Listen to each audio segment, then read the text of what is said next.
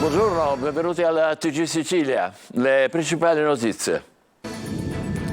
Omicidio in discoteca a Palermo. Un ragazzo di 22 anni ucciso a colpi di pistola al culmine di una rissa. Polizia in assetto antisommossa in ospedale per impedire l'irruzione dei parenti del giovane.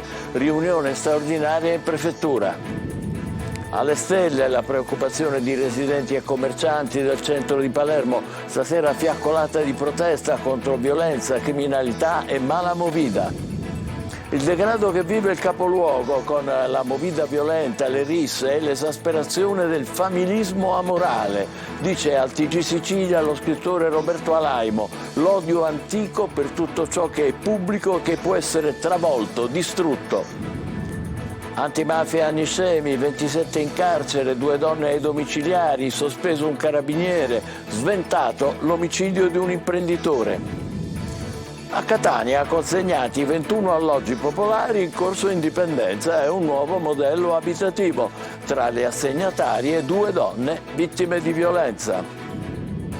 A Catania la Caritas mobilitata per l'emergenza freddo, ha aperto il dormitorio nella cappella della chiesa del Crocifisso dei Miracoli, accolti 12 senza tetto che condividono la cena con i volontari. A Siracusa bagno di folla per la processione dell'8ª di Santa Lucia con il passaggio dal Santuario della Madonna delle Lacrime e dall'ospedale Umberto I. Entusiasma lo spettacolo pirotecnico ai ponti. Calcio, il Catania va a Benevento per provare a regalarsi un Natale sereno. Lucarelli senza attaccanti chiede ai suoi un approccio deciso.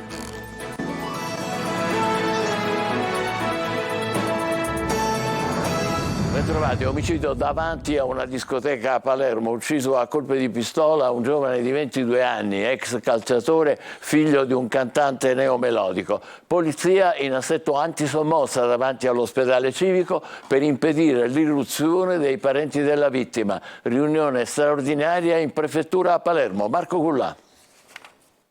Il suo sogno era quello di giocare in Serie A, era un calciatore ma 2 anni fa decise di appendere gli scarpini al chiodo. Omicidio questa notte in via Pasquale Calvi, in pieno centro di Palermo. La vittima è Rosolino Celesia, un ragazzo di 22 anni ucciso da 2 colpi di pistola che l'hanno raggiunto alla testa e al torace. La rissa è scoppiata poco dopo l'1 all'interno della discoteca NOC 3 nella zona dei bagni ed è poi continuata in strada, fuori dal locale. Celesia è morta all'ospedale civico, le sue condizioni sono apparse subito gravi e a nulla è valso l'intervento dei medici. Il 22enne viveva nel rione Cep, era come abbiamo detto un ex calciatore e figlio del cantante neomelodico Gianni. Rimane da chiarire la dinamica. Secondo una prima ricostruzione dei fatti ci sarebbe stata una lite all'interno del bagno della discoteca in via Pasquale Calvi nella zona tra via Libertà e il Borgo Vecchio e successivamente sarebbero usciti per strada e qualcuno avrebbe sparato all'indirizzo di Celesia. A indagare la squadra mobile della polizia, questa mattina la zona è stata transennata e chiusa al traffico per consentire alle forze dell'ordine di eseguire rilievi. Si tratta della stessa zona dove fra il 15 e il 16 dicembre scorsi le forze dell'ordine erano intervenute per sedare una rissa sempre davanti al locale. E ancora pochi giorni prima in via Isidoro La Lumia, il 9 dicembre, un trentenne è esploso una raffica di colpi di pistola in aria. Momenti di tensione all'ospedale civico dove Celesia è deceduto. Le forze dell'ordine in assetto antisommossa sono intervenute a protezione della struttura sanitaria dove i parenti della vittima hanno cercato di fare irruzione. Preoccupazione ed esasperazione alle stelle fra residenti e commercianti del centro di Palermo dopo questo omicidio la notte scorsa, come avete sentito, a pochi passi da dove c'era stata la rissa del 16 dicembre e poi lo scontro con sparatorie di qualche giorno dopo in via La Lumia. Stasera fiaccolata di protesta contro violenza, criminalità, mala movida. Amalio Viola. A poche ore dall'omicidio della scorsa notte in via Pasquale Calvi nel centro della città di Palermo sale ancora la tensione tra gli abitanti. Residenti e commercianti si sentono abbandonati. Le operazioni delle forze dell'ordine sono durate 3 giorni e non appena polizia e carabinieri sono tornati al normale pattugliamento dicono c'è scappato il morto. Penso che quello che è successo stanotte sia la conseguenza di quello che non è stato fatto, ovvero è inutile che facciamo sempre in questa città, quando c'è un problema, questo abbaiare inutile di qualche giorno e poi sono spariti nuovamente dopo la sparatoria di Viale Lumia. Sono spariti, qua ci vuole la polizia, i carabinieri, la Guardia di Finanza, tutte le forze dell'ordine, come già ho dichiarato, coese a far sì che questo quadrilatero sia presidiato. È chiaro che nel momento in cui è stata allentata la presenza delle forze dell'ordine, dico, è successa una cosa gravissima e poteva succedere un'altra, per carità. Ma i residenti e i commercianti non si limitano a protestare e organizzano per stasera una fiaccolata. Io credo che ancora una volta che tutte le istituzioni con delega alla sicurezza debbano in qualche modo garantire la sicurezza della nostra città, e per cui continuo a lanciare un appello al sindaco, al prefetto, al questore, affinché ci sia un intervento molto deciso.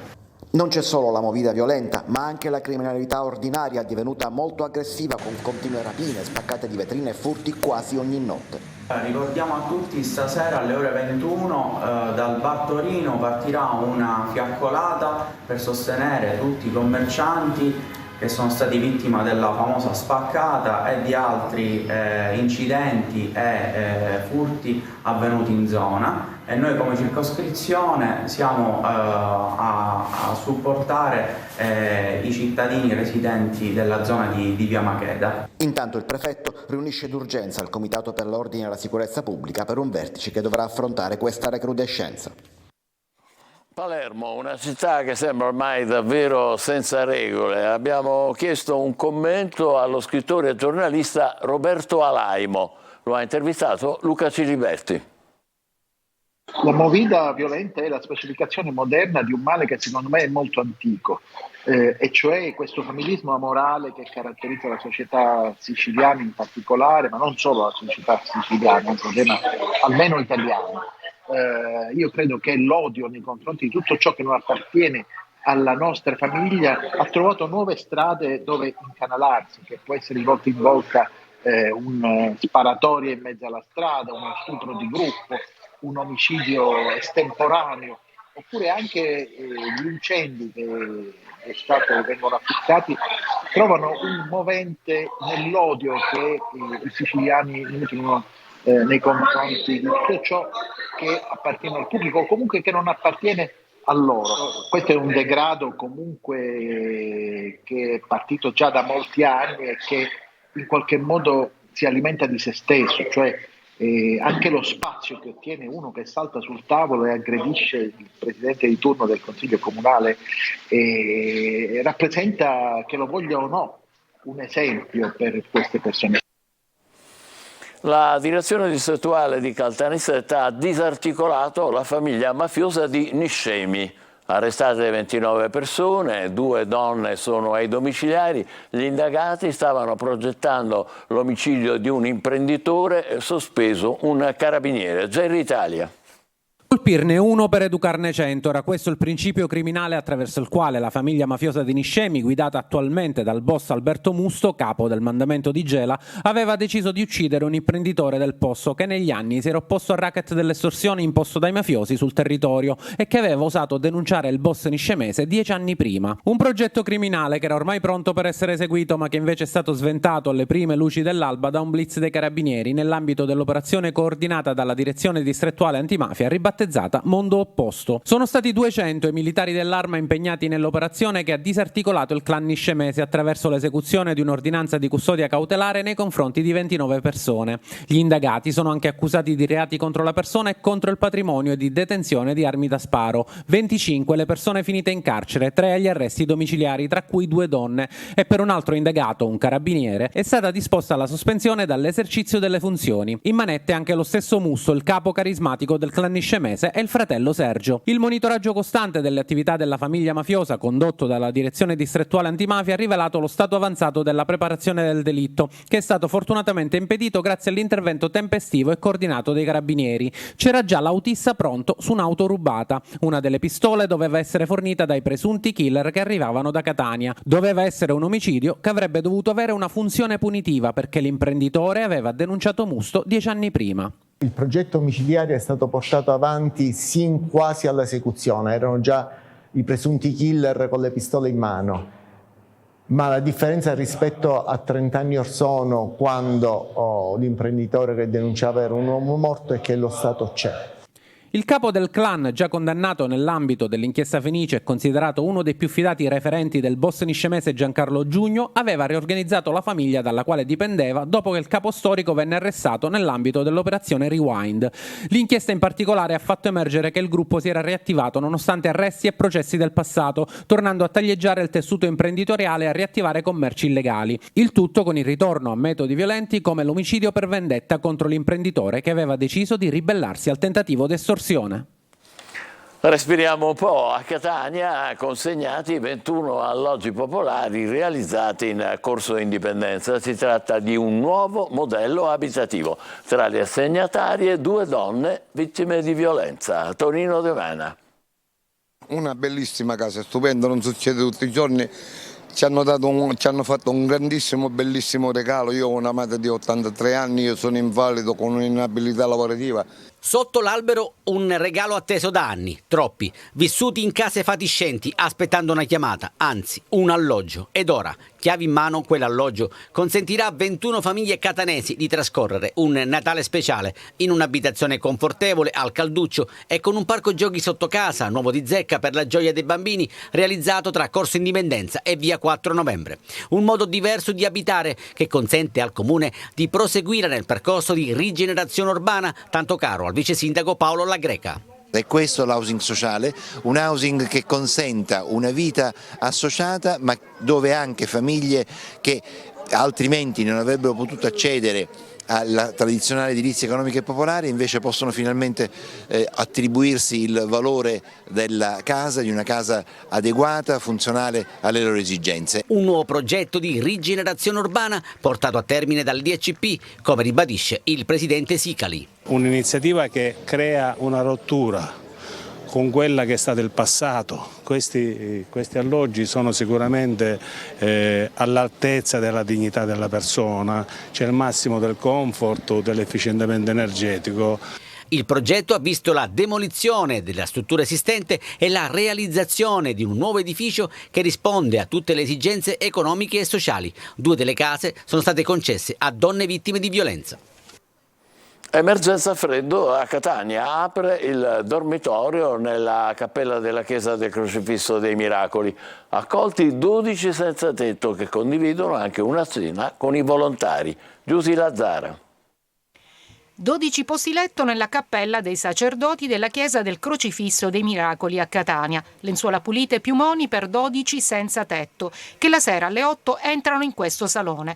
Per affrontare l'emergenza freddo, soprattutto la sera, apre il dormitorio intitolato al clochard austriaco Erwin, morto a Catania nel 2013 per il freddo.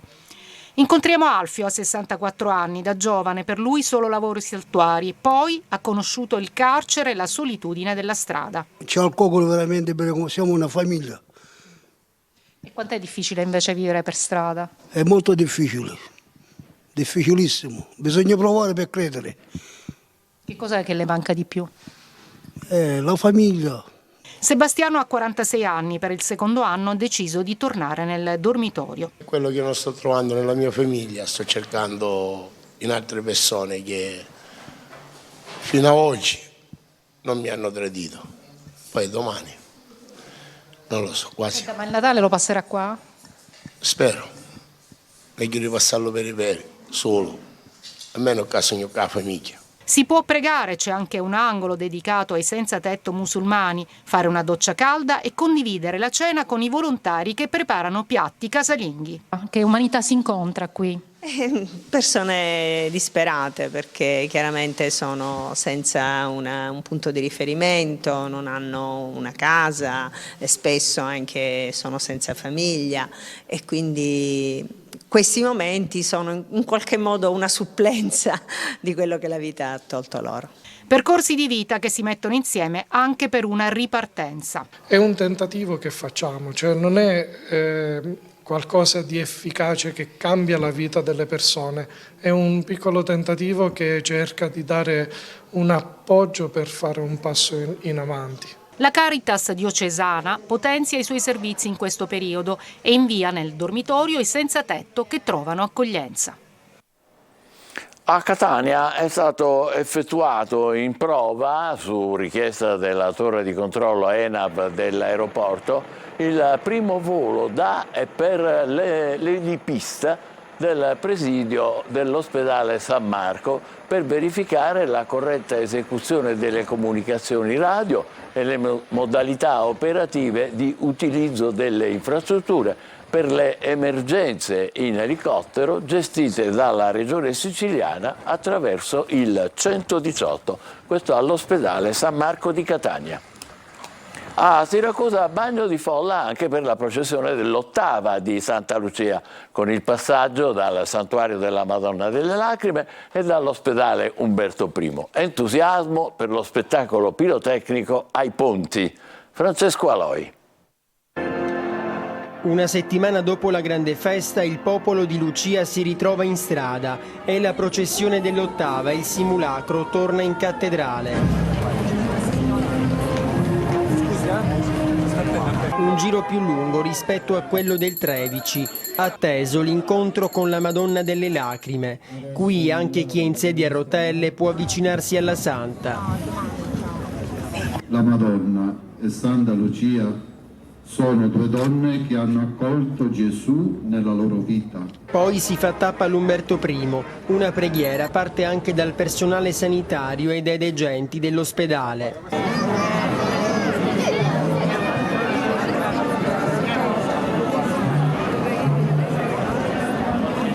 In Corso Gelone i berretti verdi che portano il simulacro lasciano il posto ai vigili del fuoco, legati alla patrona dal terremoto del 90. E chiamamela che aiuto! Dio Santa Lucia! Arrivati a Ortigia, ai ponti, tutti ammirano lo spettacolo pirotecnico.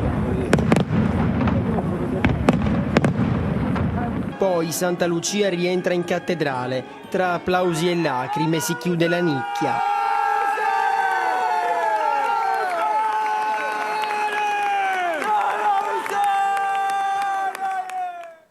Grande devozione, bellissimo. Facciamo adesso una breve pausa, tra poco per il calcio, le ultime sulla trasferta del Catania a Benevento e la vigilia di Messina Monopoli. State con noi.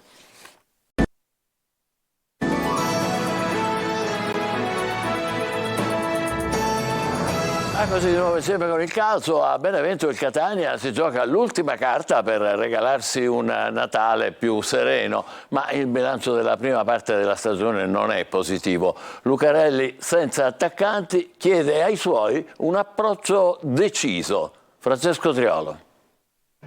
A contare a Benevento sarà soprattutto l'atteggiamento, anche per superare le difficoltà derivanti dalle assenze. Il Catania chiuderà proprio in Campania un girone d'annata che non è stato secondo le aspettative della società. Dopo il cambio di allenatore, con lo shock positivo iniziale, sembra aver esaurito l'inerzia e adesso occorrerà rilanciare. La sconfitta col Sorrento ha fatto male per come è arrivata e contro i Sanniti occorrerà dare una risposta. La pretende quasi anche Cristiano Lucarelli, che prima ha difeso la squadra contro tutti e contro tutto, adesso però si è arrabbiato e chiede una reazione d'orgoglio. L'obiettivo è arrivare al meglio possibile sabato al Giro di Boa per poi tracciare una linea di bilancio in sede di mercato. A Benevento il tecnico rossazzurro chiederà gli straordinari ai suoi, non potendo ancora contare su Rizzo, Ladinetti, Di Carmine, Bois, Silvestri e Sussarao appena ceduto. Dovrà inventarsi qualcosa soprattutto in avanti, dove appunto Di Carmine, il capocannoniere, è ancora KO per un infortunio ai flessori che riemerge periodicamente. De Luca e Dubicas si giocheranno una maglia da titolare, con il primo che è stato adattato contro il Sorrento ma con risultati poco brillanti.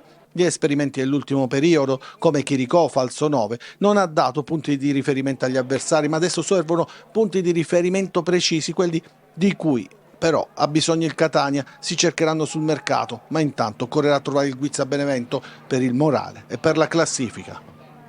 Domani sera al Franco Scoglio il Messina riceve il Monopoli nell'ultimo appuntamento del girone d'andata del campionato di Serie C. I giallorossi, che hanno problemi in attacco, inseguono il quarto risultato utile consecutivo. Sergio Colosi. Quarto ultimo posto a confronto. Messina e Monopoli si ritrovano domani sera al Franco Scoglio con gli stessi punti, 18, e le medesime esigenze. Se per il Messina però questa classifica può ritenersi adeguata al suo spessore tecnico ed è stata migliorata nelle ultime 3 giornate con 2 vittorie e un pareggio, il Monopoli, costruito con altre ambizioni, reduce da 4 sconfitte consecutive, ha fin qui deluso i suoi tifosi. All'entusiasmo dei giallorossi si contrappone quindi la crisi degli avversari, culminata con l'esonero del tecnico Francesco Tomei. Problemi in attacco per la squadra di Giacomo Modica. Alle difficoltà strutturali del reparto avanzato si aggiungono anche le assenze per l'ultima gara dell'anno. Emmausso è squalificato, Plesch è stato operato al dito medio della mano sinistra. L'impiego di Zun e Luciani è più di un'ipotesi, anche perché l'organico del Messina impone scelte forzate. 11° appuntamento in Sicilia per le 2 formazioni, con un bilancio favorevole ai padroni di casa, con 5 vittorie e 4 pareggi e una sola sconfitta nell'anno solare in corso. Dopo Monopoli, lunga sosta e mercato. Il 7 gennaio Peloritani di nuovo in campo al Francoscoglio contro l'Audace Cerignola per la seconda gara consecutiva in casa.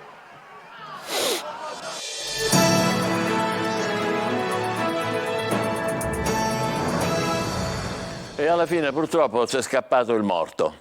Un giovane di 22 anni ucciso a colpi di pistola appena davanti a una discoteca al culmine di una rissa. Si chiamava, avete sentito, Rosolino Celesia, era un ex calciatore e aveva giocato nelle giovanili del Torino, che ha espresso il suo cordoglio per la sua morte. Sono settimane, se non mesi, che raccontiamo lo stillicidio di risse, scontri, aggressioni a Palermo, prima a Sferracavallo, poi allo Zenne, infine in pieno centro.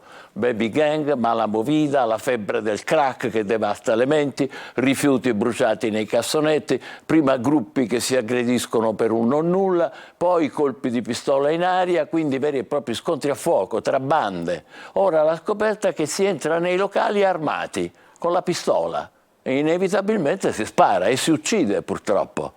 E gli agenti antisommossa al Cimico, avete sentito, hanno impedito di fare irruzione ai parenti della vittima. La gente è esasperata, l'avete sentito, si sente abbandonata, inutile girarci intorno, questo è il termine, abbandonata. I commercianti lamentano in continuazione furti, scippi, vandalismo contro le auto parcheggiate. Non c'è sicurezza, non ci sono presidi fissi, c'è rabbia e paura.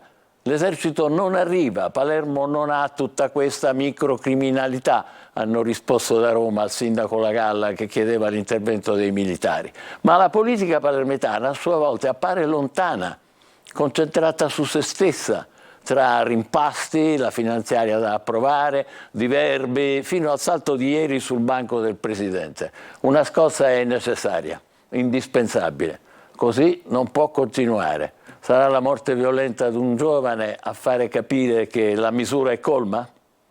Ci fermiamo qui, TG Sicilia torna alle 20, grazie e buon pomeriggio.